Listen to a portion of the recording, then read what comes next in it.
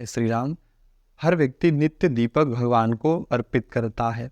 दीपक कैसा जलाना चाहिए, किससे जलाना चाहिए, क्या सावधानी रखना चाहिए, और घी का दीपक, तेल का दीपक भगवान के किस तरफ रखें, तेल का दीपक कैसे जलाएं, बहुत सारे प्रश्न का उत्तर आज मैं आपको बताऊंगा। बड़े सारे लोगों के मन में शंका होती है कि घी का दीपक जलाना उत्तम है कि तेल का दीपक। तो शास्त्रों में कहा गया है, कालिका पुराण का यह वचन है कि अगर आपके पास घृत का यदि दीपक जलाना हो तो सर्वप्रथम होता है, सबसे उत्तम होता है।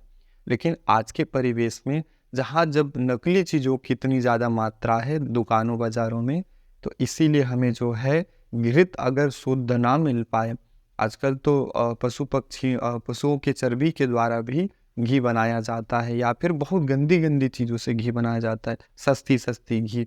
तो इसीलिए घृत का दीपक अगर आप जलाते हैं तो वह पूर्णतः शुद्ध होना चाहिए। अन्यथा यदि नहीं है तो कहा गया कि तिलों के जो तेल बनते हैं, तिलों से वो तेल भी उत्तम होता है। इसीलिए द्वितीय में कहा गया कि तिल का तेल भी उत्तम है, जलाया जा सकता है, वह भी शुद्ध है। और फिर कहा गया है कि राई के तेल से भी दीपक हम जला सकते हैं और उससे भी दीपक जलाना चाहिए। तो सर्वप्रथम यदि घृत आपके पास है, गाय का यदि शुद्ध घी है तो जलाइए। और यदि मन में शंका है तो सस्ता घी जला करके, जिसकी मिलावट है, बहुत सारी गंदी चीज़ों से बनी है, तो नहीं जलाना चाहिए। दूसरा कहा गया कि दीपक को कभी भी ज़मीन पर नहीं रखना चाहिए। दीपक को ज़मीन पर रखना बहुत बड़ा पाप है। दीपक को किसी न किसी दीवट पर रखना चाहिए। दीवट का मतलब जिसमें दिया रखा जाता है। भूमि पर दो चीज़ें कभी नहीं रखना चाहिए। कहा गया है कि बिना कार्य के अपने पैरों को भूमि पर रखने से और दीपक का जो ताप है ज़मीन पर रखने से व्यक्ति जो है वो ताम्र ताप नरक में पहुंच जाता है। इसीलिए दिया को कभी भी ज़मीन पर सीधा नहीं रखना चाहिए। अक्षत आप पुंज रख सकते हैं जिसके ऊपर दिया रखिए, या कुछ भी रखिए, लेकिन दिया को ज़मीन पर नहीं रखना चाहिए।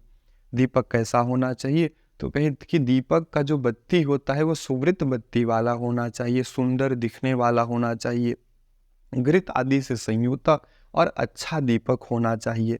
नेत्रों को अच्छा लगे और वह जब जले तो सुंदर लौ उत्पन्न हो, सुंदर शिखा से युक्त हो, बहुत ज़्यादा धुआं ना करे, बहुत छोटा ना हो, ऐसा दीपक हमको जलाना चाहिए। और जिसमें जो बत्ती है वो दक्षिणावर्त होना चाहिए। दक्षिणावर्त जो बत्ती हम जलाते हैं वो लक्ष्मी की वृद्धि कराता है। हमेशा नई बत्ती का उपयोग करना चाहिए। बड़े सारे लोग हैं जल्दी जल्दी आधी जली हुई बत्ती को जला देते हैं, पुनः नहीं करना चाहिए। हमें बत्ती सदैव नई उपयोग ही करना चाहिए। और अगर हम तेल का दीपक जलाते हैं तो हमें उस तेल के दीपक में कुछ ना कुछ रक्त लाल रखना चाहिए। चाहे आप रोली कर दीजिए, कुमकुम कर लीजिए उस तेल के दीपक में, उसकी बत्तियों में फिर जलाना चाहिए। शास्त्रों में कहा भी गया है कि वैसा करके तेल का दीपक जलाइए।